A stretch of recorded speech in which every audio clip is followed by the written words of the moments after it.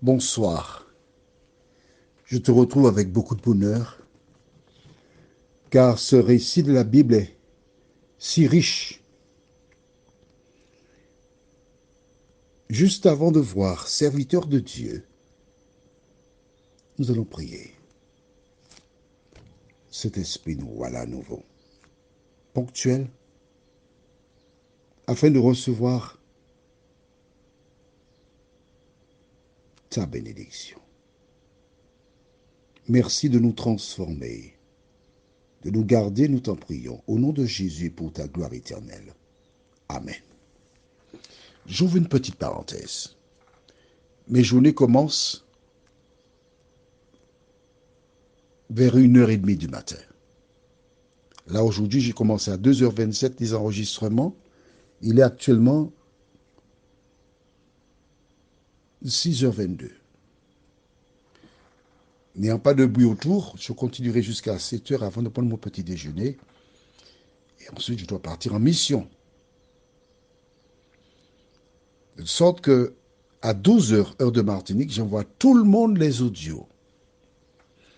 Mais toi qui reçois l'audio, j'en ai parlé hier avec Alex qui est sur la Guyane. Les audios, il y a un pour le matin, puis il y a un pour le soir. Logiquement, ceux qui les envoient devraient le faire le matin et le soir. Mais comme je suis très bousculé, je leur envoie le tout deux traits. Et eux, qu'est-ce qu'il faut? Ils leur envoient le tout deux traits. Alors que l'idéal, c'est qu'ils envoient un le matin tôt, vers l'heure où tu te réveilles, et l'autre le soir. L'objectif, c'est quoi? C'est apprendre à ton réveil à prier. Et le soir, une fois que tu t'es baigné, tu t'es préparé pour la nuit, tu sens bon, tu viens parler à ton Dieu. Juste avant de t'endormir, tu écoutes l'audio, tu lis un passage de la Bible ou tu fais quelque chose, puis après tu vas dormir. Donc même si tu les reçois les deux ensemble, essaie de faire un le matin, l'autre le soir. Ensuite, il y a certaines personnes qui reçoivent les éditions spéciales, ça c'est pour le midi. L'objectif c'est quoi? Te permettre de prier matin, midi, soir. Ce dont tu as besoin, c'est la prière. C'est elle qui te fortifie. Mais attention, il n'y a pas que la prière. Il y a aussi la lecture de la parole de Dieu. Serviteur de Dieu. Nous lisons dans le livre de 1 Roi chapitre 18, les versets 2 à 4. Et Élie alla pour se présenter devant Akab. La famine était grande à Samarie. Et Akab fit appeler Abdias, chef de sa maison. Or, Abdias craignait beaucoup l'Éternel. Et lorsque Jézabel extermina les prophètes de l'Éternel, Abdias prit 100 prophètes qu'il cacha 50 par 50 dans une caverne, où il les avait nourris de pain et d'eau. Voilà, Akab est déterminé à trouver Élie pour faire sa fête. Mais voici que l'Éternel dit à Élie, on avait lu, je lis à nouveau verset 1, bien des jours s'écoulèrent et la parole de l'Éternel fut ainsi adressée à Élie dans la 3e année. Va, présente-toi devant Akab et je ferai tomber de la pluie sur la face du sol. Nous avons vu ça avant hier, puisque hier on avait vu le désir de Dieu avec Jonas. Dieu donne à nouveau un ordre à Élie. Que fait Élie? On a déjà lu. C'est pas la peine de me dire, il a été. C'est ça. Moi aussi, je sais lire. Hein. D'accord. A-t-il été sans se poser des questions? Oui. Il ne s'est posé aucune question. Pourquoi? Vois-tu, lorsque Dieu l'a envoyé vers Akab la première fois, Élie avait une petite expérience. Nous ne le connaissons pas, Élie. On le découvre quand il a été vers Akab. Ensuite, il part. Dieu lui dit, j'ai ordonné à une femme de te nourrir Et à travers son expérience, il apprend à décrypter le langage de Dieu. Il a appris que les circonstances ne sont pas toujours ce qu'elles devraient être, mais par la persévérance et la foi, on peut débloquer la situation. Et c'est ainsi qu'il s'est retrouvé pour dire avec assurance que, selon ce que dit l'Éternel, tu auras de la farine et de l'huile pendant longtemps. Note, Dieu ne lui a pas dit cela, mais il a compris cela. Le Saint-Esprit le lui a dit. D'accord.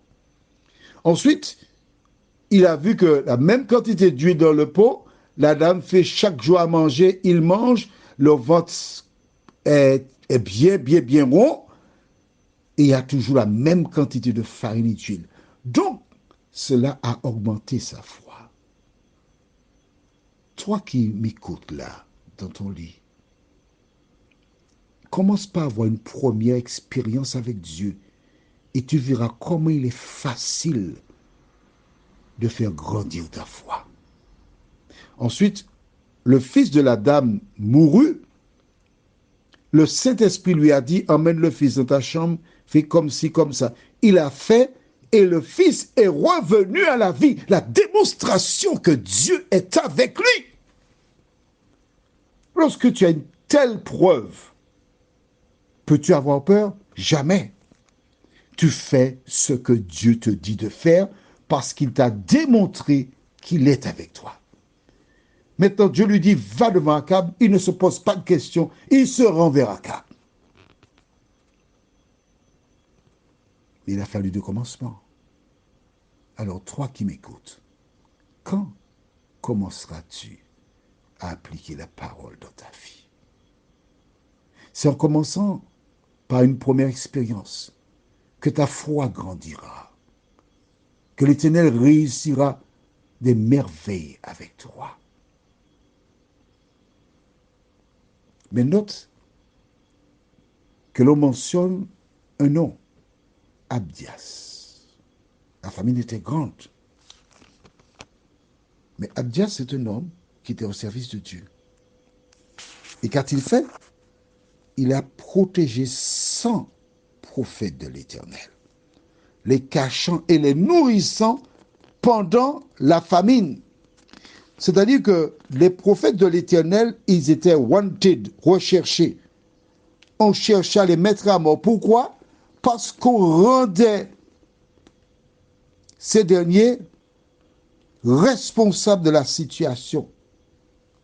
C'est Élie, un prophète de l'Éternel, qui a maudit, à cause de lui, nous n'avons pas d'eau ni de rosée.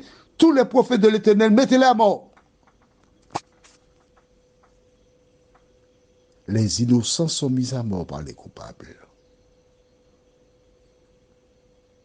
Il n'y a rien de nouveau sous le soleil. Mais Dieu pourvoit, puisqu'il a placé cet homme Abdias, qui a protégé les prophètes, 2 groupes de 50. Merci Seigneur. Le même Dieu qui par le passé a délivré ses enfants fidèles, il le fera encore. Parce que ce n'est pas un homme pour mentir, ni un fils d'homme pour se repentir. Alors notre dernière référence se trouve dans Romains 8, verset 28. La Bible déclare, « Nous savons du reste que toute chose concourt au bien de ceux qui aiment Dieu, de ceux qui sont appelés selon son dessein. » D-E-2-S-E-I-N. Donc Dieu a un dessein. Quel est le dessein de Dieu? Écrit dans le cahier Jérémie 29, verset 11. Le dessein de Dieu, c'est le projet. Et quel projet que Dieu a pour toi?